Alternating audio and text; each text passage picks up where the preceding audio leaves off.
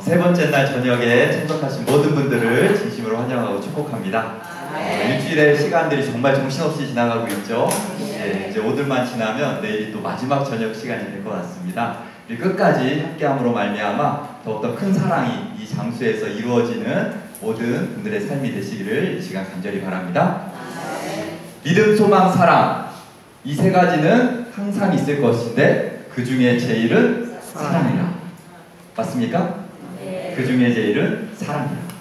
여러분, 누군가로부터 사랑받는다는 느낌, 또 누군가로부터 사랑받는다는 확신, 그것은 살아갈 힘과 용기를 주는 원동력이 됩니다.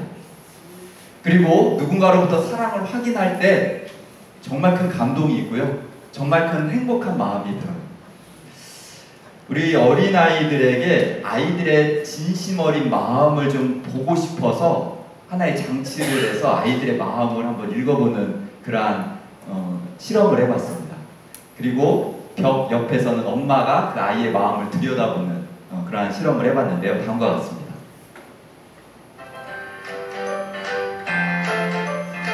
거짓말 탐지기라고 하고 아이들에게 진실을 말하도록 질문을 던져요. 몇 살이에요? 7살이요. 거짓말 잘해요? 아니요. 거짓말 하나 본데? 거짓말 한 적 없어요? 네. 뭐지? 해본 적도 있는 것 같기도 하고. 선생님 잘생겼어요? 못생겼어요? 잘생겼어요. 남자친구는 없어? 없어요. 왜 그러지? 박은호 오빠. 있어요. 있을까? 있나 본데? 그럼 채연이 엄마는 세상에서 제일 예뻐요? 네. 오, TV 보면서도 엄마보다 예쁜 사람 한 번도 본 적 없어? 좀 많으면 봐요.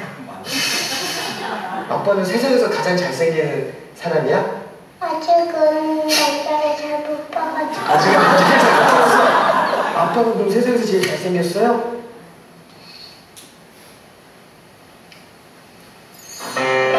아이들이 이제 거짓말을 못하게, 이거 거짓말을 하면 안 되는구나. 엄마 때문에 속상한 적 있어요? 소음도 지르고 팔이 좀 맨날 화내고. 얘도 화내니까요. 엄마는 핸드폰을 해요. 엄마는 핸드폰을 해? 네. 소연이 심심하겠네. 그때는 제가야 자전거 타는데.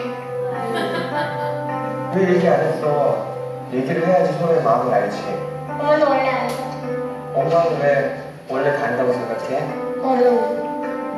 엄마가 왜 그랬어? 우리가 말 안 들었다. 그래서 엄마한테 위로해드리고 달래드렸어? 아니에요. 얘기 못했구나. 네. 엄마가 앞에 있으면 하고 싶은 말이 뭐야?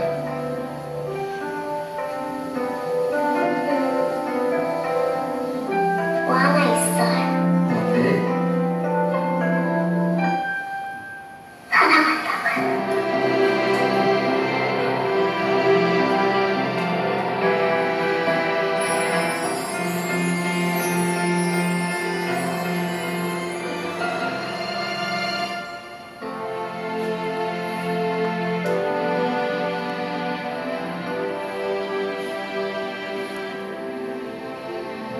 아이의 마음이 엄마의 마음으로 다가갑니다. 거짓말 탐지기로 알 수 있었던 건 아이의 했던 거짓말이 아닙니다. 엄마를 향한 진심, 엄마를 향한 진심이었습니다. 벽을 사이에 두고도 이어져 있는 서로에 대한 마음이었습니다.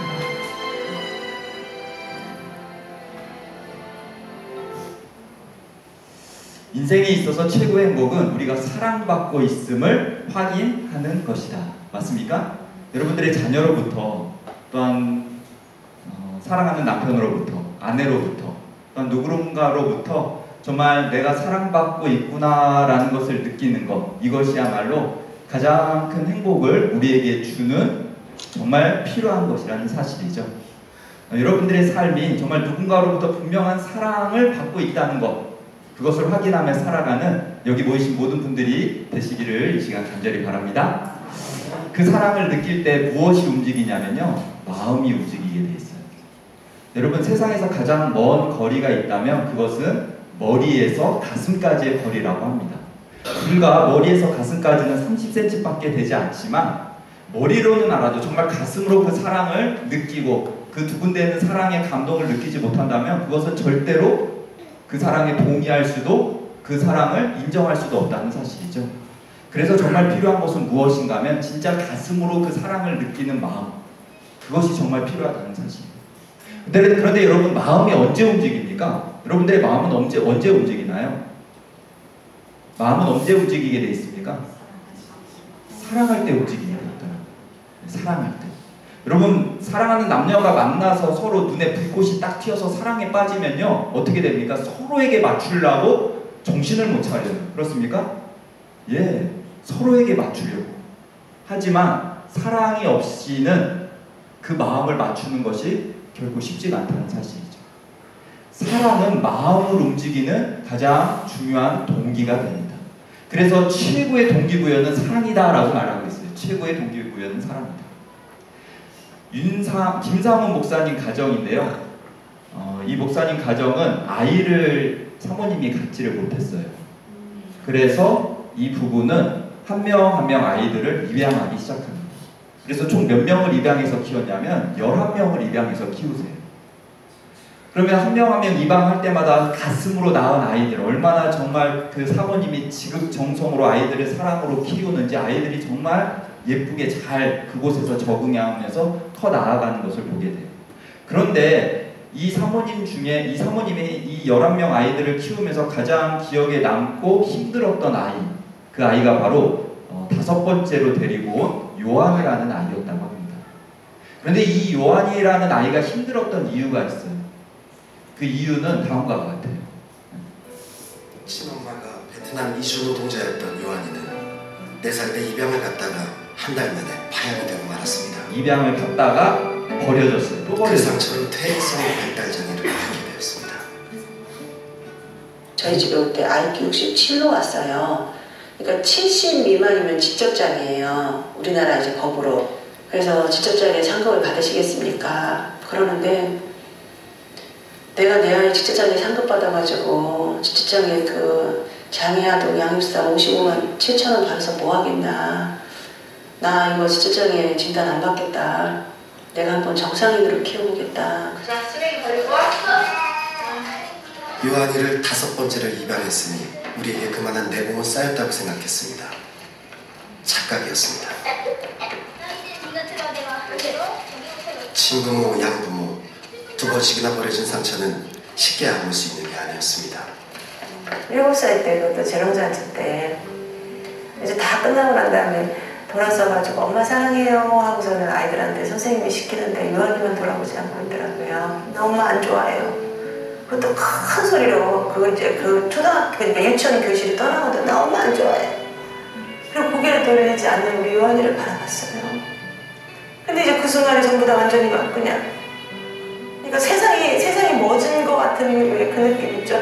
내가 너한테 어떻게 했는데 저런 시기가 나한테 이럴 수 있나? 저 많은 사람들 앞에서 막 이제 그런 생각이 저 스스로가 절망에 젖은 아내에게 제가 한마디 전했습니다. 그렇게 말하는 요한이 마음은 또 오죽했겠어.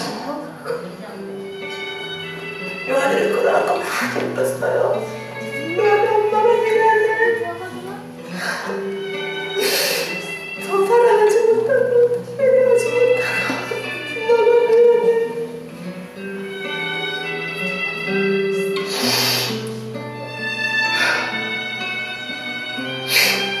근데 정말 기적이 일어났어. 엄마를 끌어안지도 않고 엄마를 쳐다보지도 않던 요한이가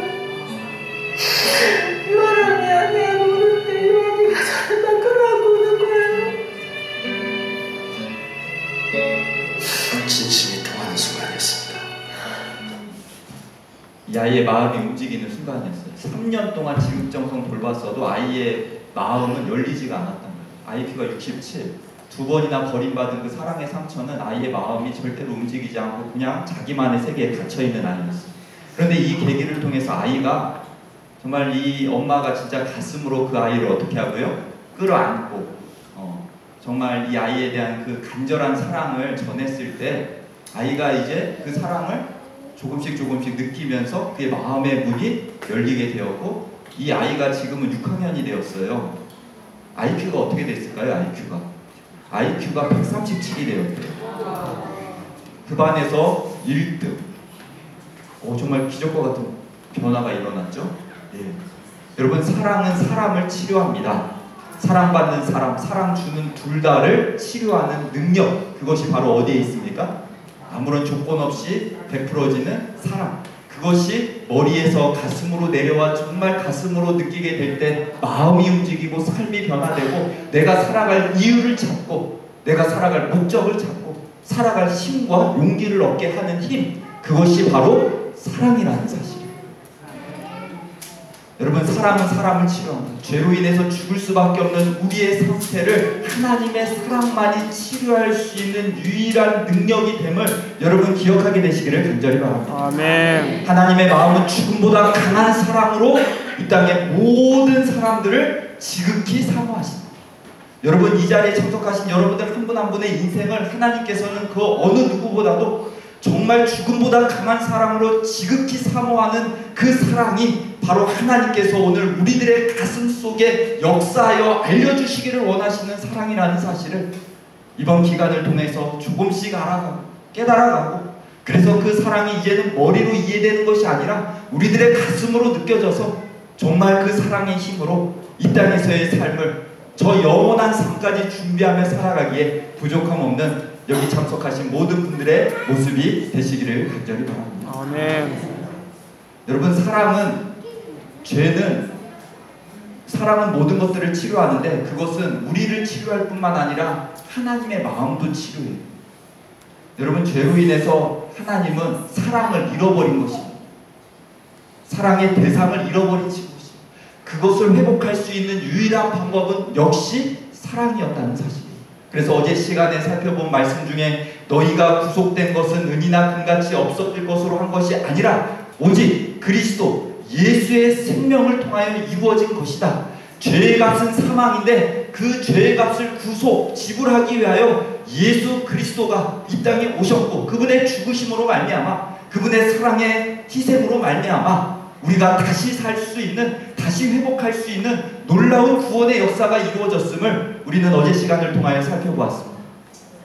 여러분, 다시 한번 그 사랑의 의미를 우리가 분명히 깨닫고 내가 스스로 해결할 수 없는 이 죄의 문제를 예수 그리스도가 구속 대신 지불하심으로 말미암아 이루신 그 사랑의 결과가 오늘 내 앞에 값없이 주어진다는 사실을 다시 한번 믿음으로 붙잡고 살아가는 여기 모이신 모든 분들의 삶이 되시기를 간절히 바랍니다. 아멘. 여러분, 사람은 아무리 사랑해도 자식을 대신할 수 있습니까? 없습니까? 자식을 대신할 수 있어요? 없어요? 없어요. 이지선이라는 예쁜 아가씨죠. 교통사고 나기 전 이화여대 졸업사진을 찍은 사진입니다. 근데 졸업사진을 이제 졸업을 앞두고 이제 오빠와 함께 집으로 돌아가던 중에 술 먹은 운전기사가 뒤에서 신호 대기 중인 그 차를 박는 사고가 일어나요. 잠깐 정신을 잃었죠. 그런데 안타깝게도 그 추돌과 동시에 차에서 화재가 발생합니다. 오빠가 먼저 탈출을 했어요. 탈출해서 보니까 자기 동생이 기절해서 차에 있는 것을 뒤늦게 발견하고 불이 붙은 그 차에 쫓아 들어가서 이 여자분을 이제 늦게 끄집어냅니다. 그런데 이미 몸이 다 타버렸어요. 그래서 예전의 모습은 찾아볼 수 없게 되는 상황이 되어버립니다. 중환자실에서 온 몸이 화상 입어서 자기 모습이 이거는 그래도 지금 성형수술 엄청 많이 해가지고 좀 사람처럼 보이는 거예요. 처음에는 뭐 사람 같지도 않게 보였어요. 중환자실에서 이제는 죽을지도 모르는 그러한 심각한 상황 속에서 막 이제 그 엄마와 가족들이 막 정말 기도하면서 살려달라고 하나님께 하면서 하는 과정. 그런데 결국 그 가족의 사랑의 힘으로 견뎌낼 수 있었고 치료를 받는 중에 자기 엄마에게 이러한 질문을 했다고 합니다. 엄마한테 어떠한 질문을 했냐면 엄마가 너무 아까 말씀드렸어요. 은근 계몬데 본심을 마다하신 적이 있었어요. 엄마 되게 강한 엄마였어요. 이제 밤에 자기 전에 엄마랑 이런저런 얘기하다가 그때도 뭐 아직 너무 아플 때였어요. 이렇게 여전히 다 굽어져 있었던 상태였는데 너무 힘이 드니까 이제 이런저런 얘기하다가 엄마랑 나랑 바꿀 수 있으면 엄마 인생이랑 내 거랑 엄마는 안 아프니까 내 거랑 좀 바꿔줄 수 있냐고 뜬금없는 질문을 했어요. 저희 엄마가 무슨 소리냐고 엄마는 바꿀 수만 있으면 1000번이고 1000번이고 바꾸고 싶다는 거예요. 그 말 하는데 막 눈물이 나서 더 말을 못 하겠더라고요. 부모님 사랑이라는 게 이런 거구나. 이게 자식이 힘든 길 아픈 길 가고 있을 때 정말 1000번이고 1000번이고 내가 대신해주고 싶은 마음 이게 엄마 사랑이구나. 되게 그 힘으로 이렇게 사는 것 같아요. 제가. 여러분 다 타버린 그 딸아이를 바라보는 부모의 마음, 엄마의 마음, 그렇죠? 바꿀 수만 있으면 어떻게 하고 싶으냐? 바꿔줄 수 있는. 내가 차라리 고통당하는 게 더 낫겠다 싶은. 하지만 사람은 무엇 할 수 없습니까? 절대로 누군가를 대신할 수가 없는. 아무리 사랑하는 내 자녀가 아파도, 감기 걸려도 그 감기조차도 내가 대신 아파줄 수 없는 연약함, 한계가 분명히 우리에게 있는 모습이라는 것이죠. 하지만 죄로 인해 고통당하는 우리의 삶과 하나님은 얼마든지 바꾸실 수 있으셨을까요? 바꾸실 수 있으셨어요. 왜냐하면 하나님은 창조주, 다시 말해서 생명을 만드신 분이시기 때문에 그분께서는 우리와의 삶을 바꾸심으로 말미암아 우리를 대신해서 죽으시고 우리를 대신 살리시는 선택을 하실 수 있는 분이 바로 하나님이셨다는 사실입니다. 그래서 비록 잃어버린 영혼이 단 한 사람뿐이라 할지라도 그 영혼을 위하여 대신 죽기로 결심하시고 선택하신 분, 그분이 바로 하나님이라는 사실. 그래서 성경은 말씀하시기를 하나님이 세상을 이처럼 사랑하사 독생자를 주셨으니 이는 저를 믿는 자마다 멸망치 않고 영생을 얻게 하려 하시니라. 우리를 대신하고자 독생자 예수 그리스도를 보내셔서 그를 대신함으로 말미암아 영원한 생명을 오늘 우리들에게 허락하신 그 하나님의 놀라우신 사랑의 감동이 다시 한번 우리 이 저녁, 이 시간, 이 마음속에 임하는 귀한 시간이 되시기를 간절히 바랍니다. 아멘. 여러분 이 사랑을 깨닫게 되면 삶이 변할까요? 삶이 변해요. 삶이 변해요. 개그우먼 중에 유명한 조혜련 씨라는 분이 있습니다. 되게 똑똑한 사람이에요. 정말 뭐 웃기게 나와서 우스워 보이는 사람 같지만 되게 공부도 많이 하고 되게 머리가 좋은 사람입니다. 근데 이 사람의 늘 갈증은 종교적인 갈증을 갖고 살았어요. 구원에 대해서, 뭔가 진리를 알고 싶은 마음에 대해서. 그래서 찾은 종교 중에 하나가 그 일본의 무슨 남묘회교를 아주 신실하게 믿는 그러한 종교인으로서의 삶을 살아갑니다. 그런데 이선미 씨라는 동료 개그맨이 정말 7년 동안 이분을 위해서 기도하면서 한 번만 같이 교회에 가도록 간곡하게 부탁을 하는 과정 중에 정말 교회로 첫 발걸음이 이어지게 되었고 드디어 그곳에서 하나님의 사랑을 발견을 합니다. 그래서 지금은 이제 집사님이 되었습니다. 자기가 가졌던 종교를 정리하고 하나님의 사랑 안에서 완전히 바뀌게 되었죠. 그는 이렇게 이야기합니다. 기독교 신앙, 자기가 여러 진리를 찾고자 노력했지만 기독교 신앙은 참 신기한 것 같아요. 예수님을 믿으면 되니 말입니다. 마음이 정말 편안합니다. 용심 많던 제 눈빛이 예수님을 영접하고 온순해졌다라는 말을 많이 들어요. 삶이 변했다는 거예요. 표정도 변했고요. 눈빛도 달라졌고요. 왜요? 예수님의 사랑, 그 사랑의 감동이 무엇까지 변화시키는 겁니까? 영혼까지 변화시키는 사랑의 힘이라는 사실이에요. 한 번에 된 것은 아니에요. 많은 고민의 과정이 있었고 많은 성경에 어떠한 갈급함이 있었고 그 과정 중에 조금씩 변화되어 드디어 그 사랑 앞에 완전히 변화되는 모습. 이 모습이 오늘 처음 시작하는 여러분들의 발걸음 속에 시작되는 모습이 되시기를 간절히 바랍니다. 그런 과정을 통해서 영접할 때 성경은 말씀하시기를 영접하는 자 곧 그 이름을 믿는 자는 하나님의 자녀가 되는 권세를 주실 것이다 라고 말씀하십니다. 누구의 자녀요? 하나님의 자녀. 하나님의 사랑을 깨닫고 그 사랑을 영접 받아들이는 자는 그 결과로 하나님의 자녀가 되는 권세를 하나님께서 이루시겠다라고 약속하고 계십니다. 아멘. 여러분, 자녀 되는 거 중요하죠. 어떠한 부모를 만나느냐 매우 중요합니다. 우리 혼자 이 세상에 출발한 사람 아무도 없죠. 영국의 유명한 부부예요. 몇 명의 자녀를 낳았을까요? 레드포드라는 14살에 결혼을 했대요. 뭐 결혼을 한 건지 아니면 좀 뭐 사고를 쳐서 이렇게 시작을 했는지 모르겠어요. 14살에 결혼을 해서 26년 동안 18명의 아이를 낳았습니다. 굉장한 부부죠.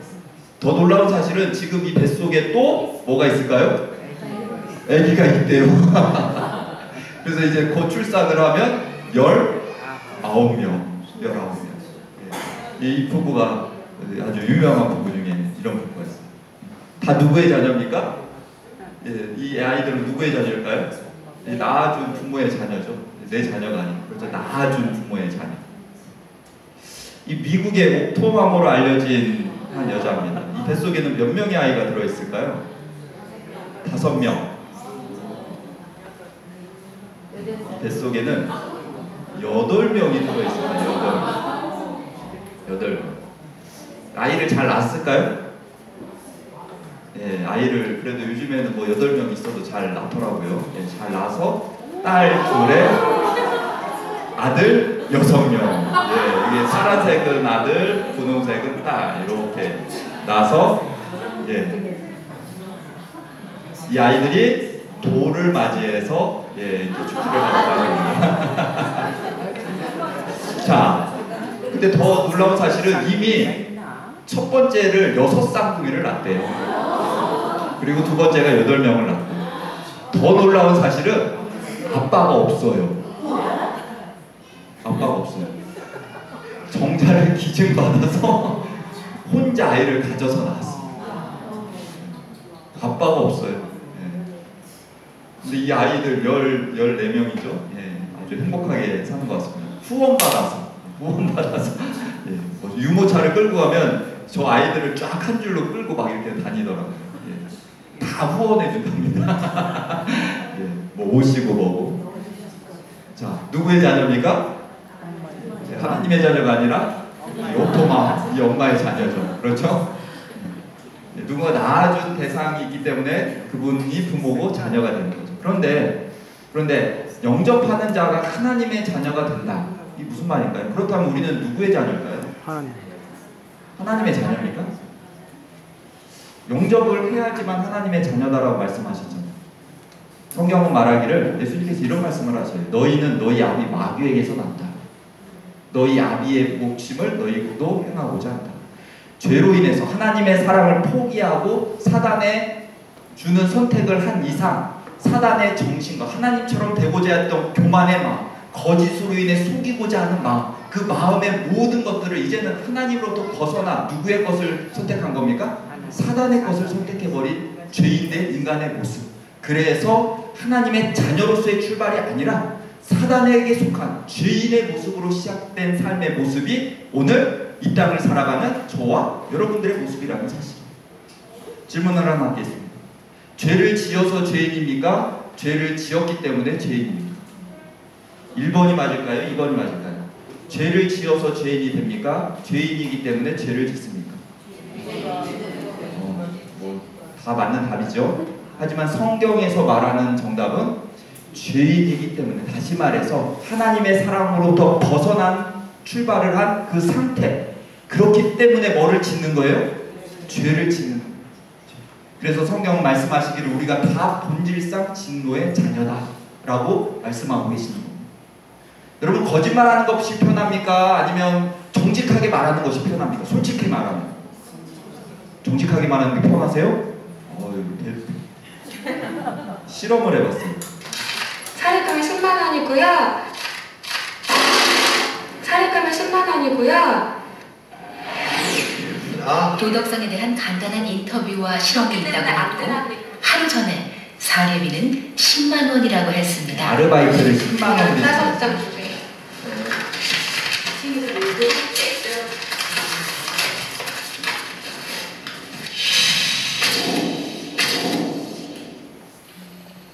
게임은 지금부터입니다. 15만 원을 줍니다. 사랑이금 얘기해주세요. 사랑이금 주세요. 15만 원.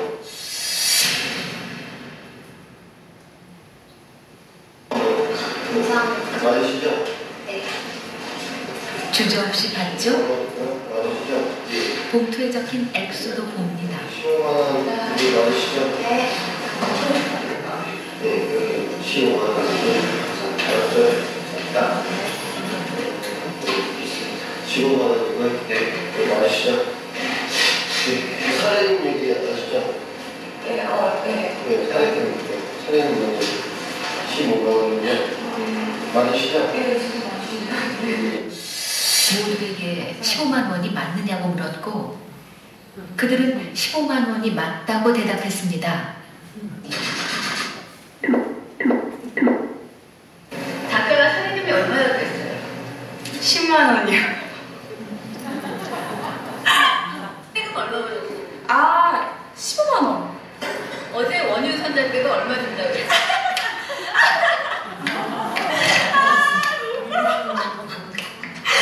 네, 어쩐지 그게 좀 이상하더라고요. 창피해요. 이건 안 돼요. 이건 안 돼요. 아, 제발 부탁드립니다. 이건 굴욕이잖아요. 네? 이 실험, 이 도덕성에 관한 인간의 실험이에요. 어떤 상황을 만들어 놓고 그 상황에 사람이 들어갔을 때 어떠한 선택을 하는가 여러 실험 사례가 있습니다. 그런데 대부분의 사람들의 선택이 무엇일까요? 7, 80% 이상이 항상 이와 같은 선택을 해요. 물론 그 중에는 정직하게 선택하는 사람도 있습니다. 나 어제 10만 원 받기로 했습니다 라고 거절하는 사람 2명 있어요. 10명 중에. 그런데 대부분의 사람은 그 상황에 들어가면 그와 같은 선택을 한다는 거예요. 이 실험의 결과는 뭐냐면요. 목사도 소용없고요. 어떤 종교인도 소용없고요. 다 똑같다는 거예요. 다 똑같다는 거예요. 여러분 막 웃으면서 봤죠? 이 상황에 들어가면 다 똑같다는 거예요. 그게 이 실험의 결과입니다. 왜 그럴까요? 죄인이기 때문에 그렇다는 사실. 죄인이기 때문에. 만물보다 거짓되고 심히 부패한 것은 마음이에요. 이게 왜요? 죄인이기 때문에. 다시 말해서 죄란 하나님 중심에서 하나님의 사랑에 연결된 상태가 아니라 그것에서 벗어나 나 중심적. 그래서 이기적인 사랑을 하는 모습이 오늘 우리들의 모습이 아닙니까? 그렇죠? 자식을 사랑해도 어떻게 사랑해요? 되게 이기적으로 사랑해요. 맞습니까? 여러분 저 자식 3명을 사랑하는데 가만히 보면 내 기분에 따라 사랑해요. 잘하는 자식이 이뻐 보이고요. 못하면 막 승질내고 화내지 않습니까? 시험 못 보면 막 너 이것밖에 안 되냐고 막 하지 않습니까? 왜 그래요? 왜 자식에 대해서 막 목숨 걸고 투자하고 막 이렇게 합니까? 자기 욕망, 자기 만족을 위해서 그런 거예요. 결국에 자식 잘 되라고? 아니에요. 내 체면 때문에 그러고요. 내 욕심 때문에 그런 것이 훨씬 더 크다는 거예요. 그래서 아이들이 안 행복하잖아요. 왜 그렇습니까? 나 중심적.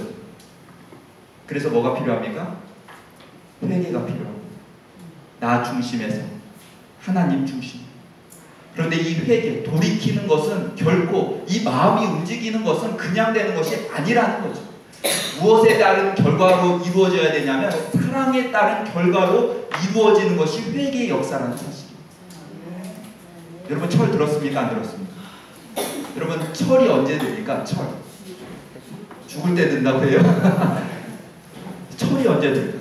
여러분 부모의 사랑의 마음을 이해할 때 비로소 철이 드는데 그때 되면 이미 부모님은 안 계신 경우가 많더라고요. 그렇습니까? 가수 중에 천병훈이라는 사람이 있어요. 이 친구가 공부를 잘했습니다. 공부를 잘하면 한국 부모들은 뭘 기대할까요? 판사, 의사. 그래 아버지는 판사, 검사를 기대했대요. 근데 이 중학교 때까지 공부를 잘하던 이 천병훈이 어느 날 노래에 빠지고 춤에 빠지게 된 거예요. 그래서 아버지께 뭐라고 말했냐면 나 가수 할래요. 공부 안 할래요. 아버지가 어땠을까요? 훌륭하다 아들 너 정말 잘했다. 그래 너에게를 한번 너의 꿈을 펼쳐봐라 이랬을까요? 절대 안 그랬겠죠. 춤추러 나간 아들을 쫓아가서 잡아왔어요. 근데 잡아왔을 때 좀 무섭게 잡아왔죠. 왜냐하면 아버지가 강력계 형사였다고 합니다. 아들을 잡자마자 자기가 갖고 있는 수갑으로 아들을 딱 채워가지고 끌고 갔대요. 얼마나 무서웠을까요, 아버지가. 그러니까 막 아버지 앞에서는 막 살려달라고, 절대 이제는 안 그러겠다고 연기를 했어요. 아버지가 이제 또 자식이 그러니까 어떻게 했을까요? 믿어줬겠죠. 근데 풀어주자마자 다음날 집을 나가서 가출을 했대요. 그리고 학교를 중퇴를 해요. 그래서 중졸이에요. 그리고 무슨 그룹에 들어가냐면 NRG라는 그룹에 들어가서 가수로서 활동을 합니다. 그리고 아버지와 10년 동안 서로 얼굴 보지 않고 살았어요. 그 과정을 이렇게 얘기해요. 네, 6개월 전쯤인가 아마 그랬을 거예요. 네. 어머님이 전화가 오셔가지고 웬일이냐고. 아버지가 그 폐암 말기에 걸리셨다고. 10년 만에 이제 엄마랑은 연락을 했는데 아니 근데 처음에는 실감을 못했어요. 왜냐하면 뭐 뵌지도 좀 오래됐기 때문에 머리로는 너무 충격을 받았는데 가슴으로는 전혀 와닿지가 않았었어요, 사실은. 그래서 알겠어요, 제가 빠른 시일 내에 갈게요. 그 며칠 있다가 이제 찾아뵙죠. 찾아뵙는데 제가 생각한 아버지가 아니고 웬 할아버지가 우리 머리가 다 뽑히셔가지고 앉아 계시더라고요. 그래서 저를 보고 이제 펑펑 우시는 거죠. 그냥 뭐 서로 얘기도 없이. 그래서 너무 충격을 좀 너무 받아가지고. 왜냐면 제가 예전에 그 생각했던 불같은 아버지, 엄하고 호통치시고 그런 아버지가 아니라 건전한 형사 아버지. 항암 이미 3차를 맞으신 상황이기 때문에 지금은 이제 사실 중환자실에 이제 계세요. 이제 4차 맞으시고 이제 중환자실에서 이제 의식이 없으시다가 요번에 다행히도 다시 의식이 이제 이렇게 다시 깨어나셨는데, 근데 이제 제가 정말 그 불효를 저지른 건 뭐냐면 죄송합니다. 이런 거 쑥스러워하거나 부끄러워하지 말아요. 그리고 진짜 불효를 저지른 거 맞아요. 굉장히 반성 많이 해야 돼요. 그러고서 서먹한 시간 동안 저는 아버지를 미워했는데 아버지는 중환자실에 계실 때까지도 제 자랑을 간호원들한테 내 자식이 누군지 아느냐? 천명이다. 제가 아버지 기억할 동안 그때 더 가슴이 너무 찢어지고. 자기는 10년 동안 아버지를 미워했는데 아버지는 무엇하고 계셨어요? 자랑스러워. 이게 근데 아버지 얼마 못 사시고 돌아가셨어요. 아버지가 어떠한 마음인지를 좀 철이 들어서 그 마음을 좀 알려고 한 순간 아버지는 세상에 안 계시더라고요. 근데 그 아버지의 마음은 어땠을까요? 자식을 미워했을까? 이놈의 자식 집에 나갔으니까 다시는 안 본다 이렇게 생각하고 사셨을까요? 아니라는 거죠. 항상 자랑스러운 아들이었어요. 여러분, 예수님께서 마지막 죽기 전에 때가 이른 줄 아시고 세상에 있는 자기 사람들을 사랑하시되 끝까지 사랑하셨다. 예수님의 사랑은 끝까지의 사랑이십니다. 우리가 그분을 믿건 믿지 않건, 그분의 사랑에 반응하건 그렇지 않건, 그분의 호소를 듣건 그렇지 않건, 그분의 모습은 어떤 모습이요? 끝까지의 모습. 여러분, 이 사랑의 과정을 통해서 회개의 역사, 다시 말해 나 중심적인 삶의 모습을 이제는 고집하지 마시고 다시 한번 끝까지 나를 사랑하시는 그분의 사랑에 반응하여 이제는 그분의 사랑으로 우리의 방향을 돌리는 귀한 회개의 역사가 다시 한번 저 여러분들의 삶 속에 이루어지게 되시기를 간절히 바랍니다. 아멘. 그러한 자들에게 영접하는 자, 다시 말해서 물과 성령으로 거듭나면 하나님의 자녀가 될 것이다 라고 예수님께서 말씀하셨는데, 성령으로 거듭나면 뭐라고 말씀하고 계시냐면 성령으로 아니하고는 누구든지 예수를 주라 하실 수 없다. 성령의 놀라운 역사가 오늘 눈에 보이진 않지만 여기 참석하신 여러분들의 마음마다 이루어져 성령의 거듭나게 하시는 믿음의 역사가 이루어지게 되시기를 간절히 바랍니다. 아멘. 그러한 자가 예수님을 무엇으로요? 주님, 주인으로 인정하게 됩니다. 송명이라는 시인 뇌성마비로 태어났어요. 태어날 때 의사가 엄마 자궁에 머리가 이렇게 못 나오는 아기를 집게로 이렇게 강제로 뺀 거예요. 근데 집게를 잘 뺐어야 되는데 이게 집게를 누르는 과정 가운데 소뇌를 누릅니다. 소뇌를 누르면서 뇌성마비가 돼버립니다. 이게 의료 사고였죠, 그 당시. 자신의 삶이 얼마나 저주스러웠을까요? 자살을 여러 번 시도를 하는데 너무 중증 뇌성마비라 이 뇌성마비 하자면 자기 마음대로 몸을 못하니까 죽을 수도 없는 그런 운명이 된 거예요. 어머님이 권사님이셨는데 하나님, 십자가, 예수님 이런 말이 세상에서 제일 싫었대요. 왜냐하면 어떻게 하나님이 계시면 나 같은 존재를 이 땅에 있게 하셨을까? 그거에 따른 증오심. 그래서 사춘기 때 그것이 절정이었다고 합니다. 그런데 어느 날 그의 눈에 뭐가 들어왔냐면 성령께서 그의 마음을 움직이셔서 성경책이 눈에 들어오게 하셨어요. 성경책을 한번 읽어봐야겠다라는 마음이 그의 마음 가운데 들었어요. 정말 하나님이 계실까? 나를 이 땅에 있게 하신 목적이 무엇일까? 이러한 질문을 던지면서 성경을 보기 시작합니다. 그가 본 성경이 한 번, 두 번, 10번, 20번, 30번, 40번, 50번. 그의 삶이 달라졌을까요? 그의 삶이 변화되었을까요? 이 말씀을 통해서 하나님의 사랑을 그가 느꼈을까요? 자신의 삶의 목적을 분명히 발견했을까요? 그는 이렇게 고백을 합니다.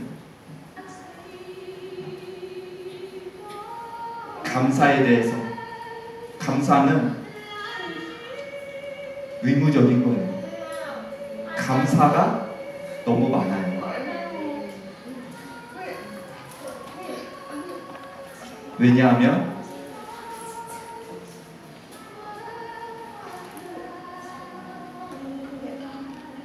그분을 내가 사랑하니까.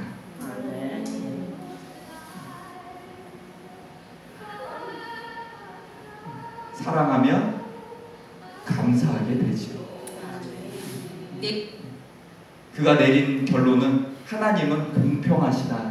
공평하십니다. 그래서 나라는 시가 있죠. 나 가진 재물 없으면 공평하신 하나님이 나 같은 사람도 공평하시기 때문에 그분의 사랑 알게 하시고 세상에 지식은 없지만 하나님의 지혜를 알게 하시고 무엇을 통해서요? 성령의 인도하심을 통해서 성경 말씀을 깨달을 때 완전히 다른 감사의 삶을 살게 하셨다는 사실입니다.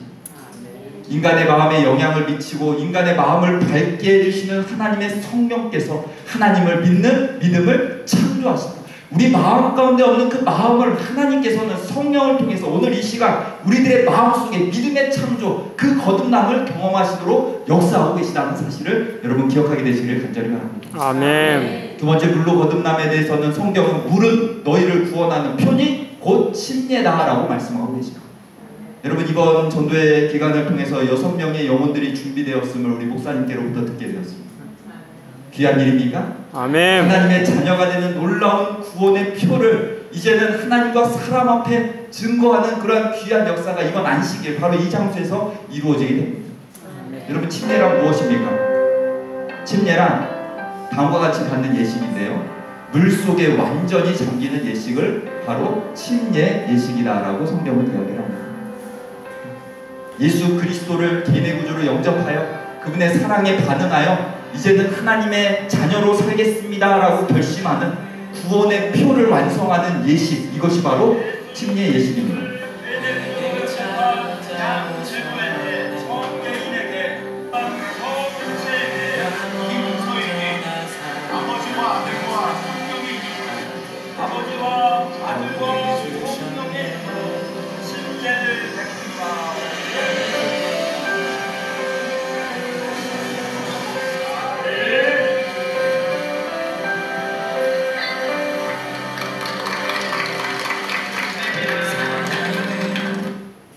이게 바로 침례 예식입니다. 물속에 잠기는 예식. 이 침례의 의미 가운데 몇 가지 의미가 포함되는데 첫 번째는 출생이에요. 누구의 자녀로요? 하나님의 자녀. 물과 성령으로 나는 예식. 하나님의 자녀로 새롭게 출발하는 의미가 바로 이 침례 예식 속에 담겨져 있고요. 두 번째는 서약입니다. 다시 말해서 사람 앞과 하나님 앞에서 이제는 정말 하나님을 사랑하며 살겠습니다라고 약속하면서 그 사랑의 힘으로 하나님의 말씀에 순종하는 삶을 살겠습니다라고 약속하는 의미가 바로 이 침례의 의미 가운데 담겨 있습니다.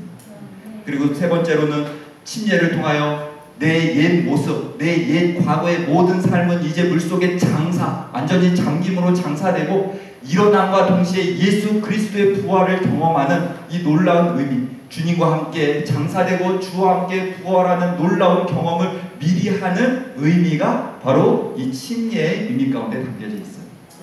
그리고 마지막으로 제7일 안식일 예수 재림교회의 한 일원으로서 세계의 모든 교회에 속한 한 성도로서 이제는 하나님의 교회에 출석하며 하나님의 교회를 받드는 삶을 살아가는 성도로서의 부르심의 의미가 바로 이 침례의 의미 가운데 담겨져 있습니다.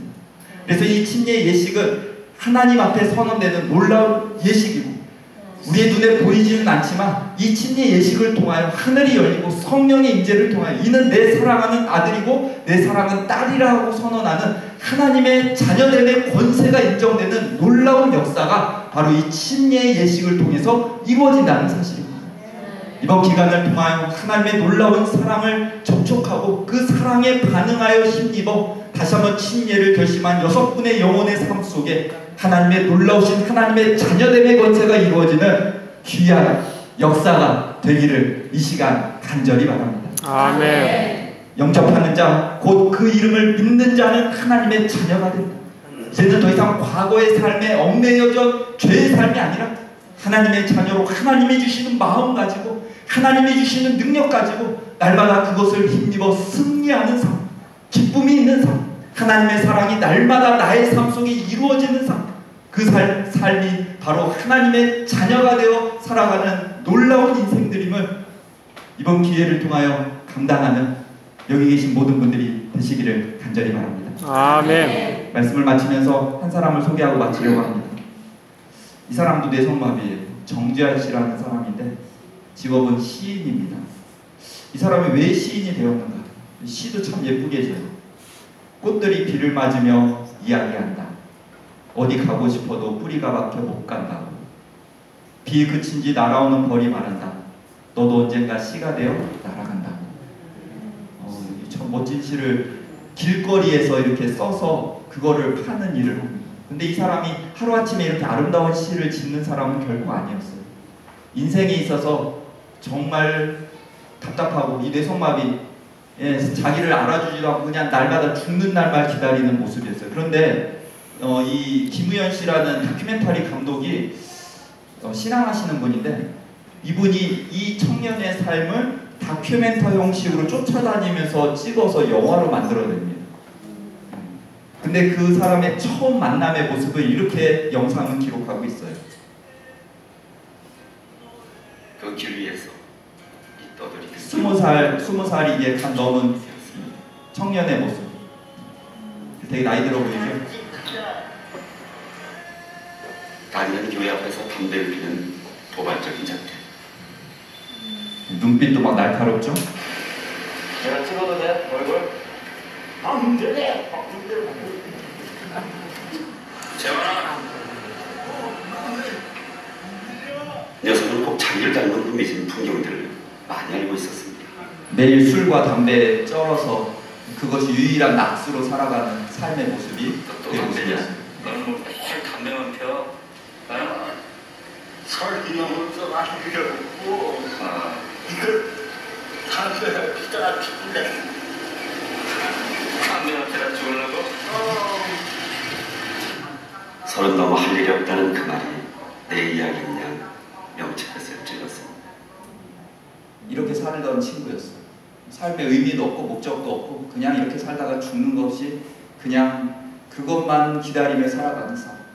근데 이 친구가 교회에서 하나님을 만나는 하나님의 사랑을 깨닫는 그런 변화가 이르러 오게 됩니다. 그 다음부터 삶이 달라졌을까요? 네. 달라져요. 어떻게 달라졌을까요? 재환아, 너 뭐하고 있어? 응? 시 쓰고 있었어? 야, 이걸 찍어봐. 뭘 찍으라고? 이거 오, 이 풀? 네가 감독이냐? 아이씨, 진짜 옛날. 아직도 감독이야? 아니, 네가 감독. 오, 겸손해졌는데 이제는 얼어붙은 땅에서 작은 풀. 우와. 이 모든 생각은 다 빛을 따라. 그걸 쓴 거야? 빛이 그게 누구야? 예수님이지. 그래? 불의 궁극적인 목적 예수님이야. 예수님을 따라가는 거야? 우와. 예수님이 널 그대로 바꾸는 거야.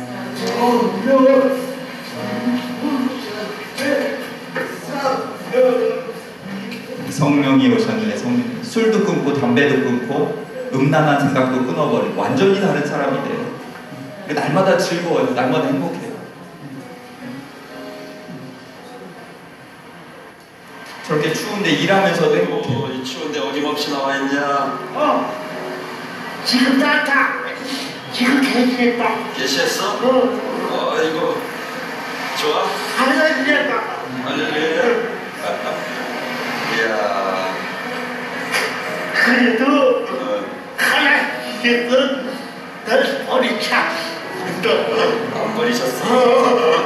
하나님과 기도를 들었고 하나님 아버지 감사합니다.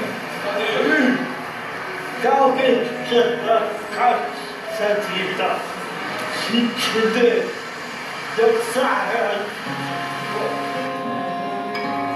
그리고 또 앉아서 시간 날 때마다 시를 적습니다. 시를 쓰는 재원들을 촬영했습니다. 가슴이 미어지고 눈물이